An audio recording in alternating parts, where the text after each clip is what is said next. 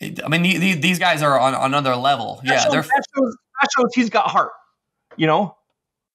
But these guys are like, we're talking about like Viper is like the best of all time, arguably. So he's got a point where he can experiment. The Viper playing a terrible strategy will still beat. That's what I'm saying. Player playing good, right? But still, you know, when he's playing the top guys and he picks a wacko strategy and he loses, I mean, you suck it up, right?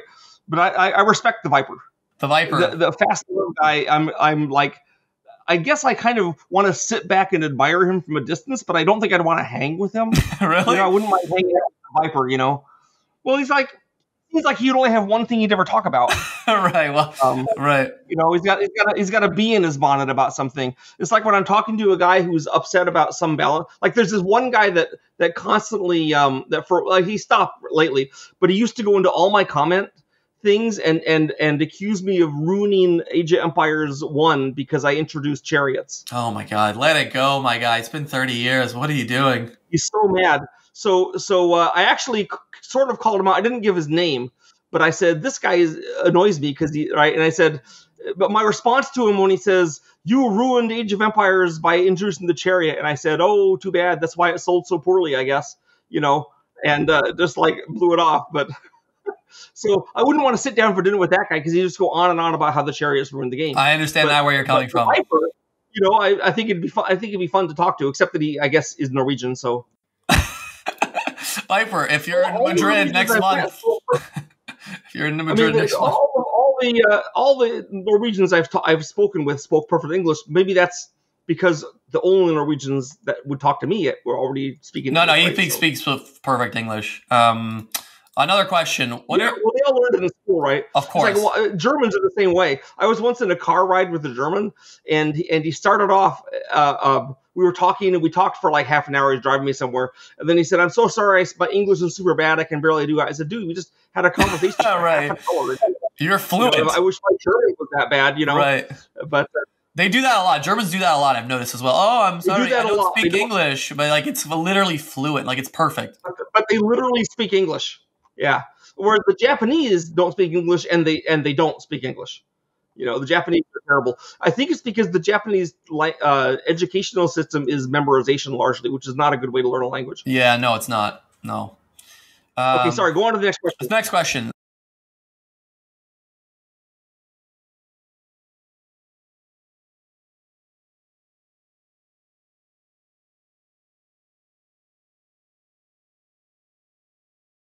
What are his thoughts on how infantry is regarded in the game? Where archer knight rushes seem to be a common strategy, how little swordsmen are used, and what might he propose to change that in the game to make it more popular? Well, in Age 2, the basic rock, paper, scissors was always that infantry would defeat cavalry would defeat archers, and archers would defeat infantry. Infantry are the weak sister in this thing because cavalry have the extra advantage beyond the combat thing is that they're fast, so you can get them somewhere quick. Okay? Archers have the extra advantage that they're ranged. Infantry have nothing going for them except that they can beat cavalry. You know? So I would say that the infantry are clearly going to not... And also because Age of Empire is really a lot about raiding, not so much about the mass battles. Most of the fights are really more like skirmishes, you know? And historically, infantry, we were good in these mass battles. I think if you want to make infantry better, I think the correct way to do it is not to increase their stats, because I think their stats are fine. I think it's to make them cheaper. Cheaper, interesting. So they become like Zerglings in StarCraft. They become disposable and plentiful. Yes, which is kind of historically what the infantry were, right? They're cheaper to train. It took years, you know, it took like 10 years to get a longbowman. Right. That's why they went out of business. Not because they weren't better than guns and crossbows, but because it took so long to train. So if you had a fight and you lost some long, right? For example, the Turks at the Battle of Lepanto, they lost the sea battle and they had 30,000 longbowmen on those boats who all drowned. Next year, they had all the ships back, but they couldn't replace those archers. They were actually composite boats, not long. Same thing, right? So because it takes years and years to train an archer, but you can give a guy a spear and say, go in there and fight, and he's good to go in a week or two. Hi, apologies for the interruption, but I promise it's a good one. If you're enjoying today's episode with Sandy and you're an RTS fan, there's a good chance you might enjoy some of these other episodes that I did. Episode 49 and 51 is with Lewis Castle, who is actually the creator of the first RTS game ever made, Dune, and then he went on to work with the Command & Conquer series. He also worked with Spielberg on a game called Boom Block, so a really awesome episode. I hope you check it out. Episode 35 and 41 is with Ed Del Castillo, who worked on Red Alert 1 and Battle which are both very popular RTS games. If you're feeling a bit more adventurous, episode 62 is with Steve Murphy. He is the DEA agent that was in Colombia when Pablo Escobar was captured. The show Narcos is based on his life. And one last one, I promise, episode 52 is a personal favorite of mine. It's with Leonard Skinner, who is a man that sold everything and lives on a boat. A really interesting and insightful conversation, so links to everything down below. Fascinating. Right? Even a horse is expensive because you don't have to train a guy to ride a horse because you only pick guys who already ride horses, right? But the horse is expensive. The horse costs as much to take care of as a man, but twice the cost. They're harder to ship. You can't put them on board your boats as easy. Take up 3 times as much space as a man. So horses are expensive. War. Yeah, the logistics of war. Never really thought about these things. And guns won because they were cheap to make, and they were it was cheaper to make a gun than a crossbow. Yeah, that makes sense. I never really thought about it. Mechanical parts and swivels and tensions, and a gun is a tube with a hole in the end and some fire. It's really cheap. It was really easy to use. Yeah, and it's really easy to use a gun. You just point it and fire it, and then it has its effect. It's pretty effective if it hits. Of course, it often misses because early guns sucked. But so guns won because of cheapness. Similarly, bronze armor was actually better than iron armor because it was more efficient to produce and But iron armor thing is, once you learn how to smelt iron is harder to smelt because you just take bronze, you mix tin and copper together, right? With iron, you have to learn how to smelt iron ore. But once you learn how to smelt iron ore is everywhere. So iron was cheap, and so the difference was your bronze army had 10% of their guys armored in bronze, okay, which is almost a precious metal because there's copper in it. And my iron army is 60% in armor. It's not as good as your 10% guys, but I have a lot more guys in armor. So iron is better. And of course, later on when they got steel, that was actually better than bronze, but that was much later. So it's a numbers game. Everything it seems like a numbers game. It's absolutely a numbers game. I always wondered if. Sorry, you had more. Sorry. So if you want to make infantry better comparison, you do it making them cheaper.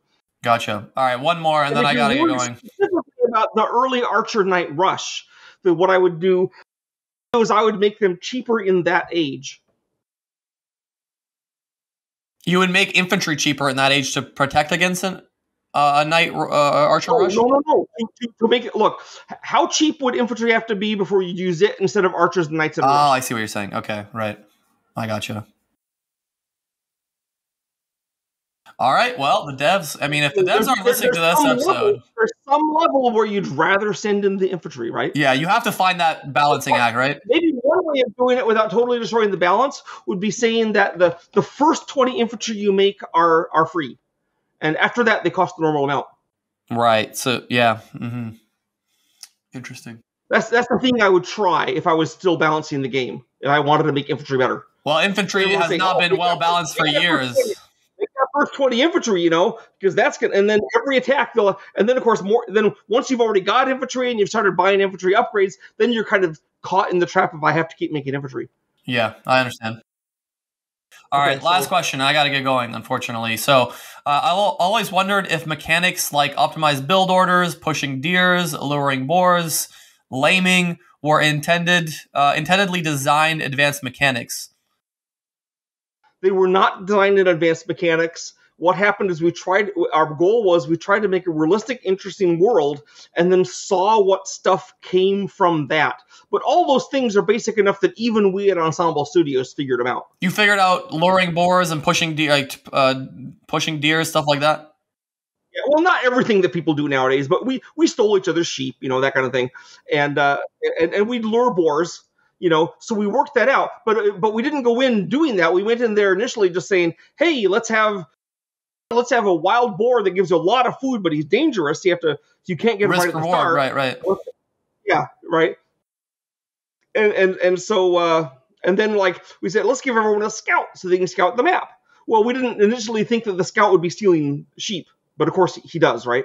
So then that was kind of cool. We didn't take that out. We just said, okay, they will balance it knowing that this is there. So basically one of the approaches we had, and it's not the same as every design group, is that when we saw some kind of emergent or interesting trick or technique, we didn't clamp down on it and try to stop it. We said, hey, cool. Let it flourish, let's see what we can do with it. Right. What can we do with that? A lot of designers are more anal retentive. Not all of them, but there's some that oh no, this is what I intended, and they'll try to stop it. They only want what they want in the game. But we were happy to have people try different things. So, for example, we never dreamed that people would be using mangonels to cut down forests. We just put that in there. But that added another layer to the game, just unintentionally. It was originally an accident. And that you didn't want to nerf it. You didn't want to nerf it when you saw it happen? We didn't know it was there. We said we're gonna have people said, hey, I have a problem with my mangonels. When I target someone, they never hit because they will go away first. And we said, what I want to do is be able to target the ground, and then I can aim where I think they're going to go, and it will hit them.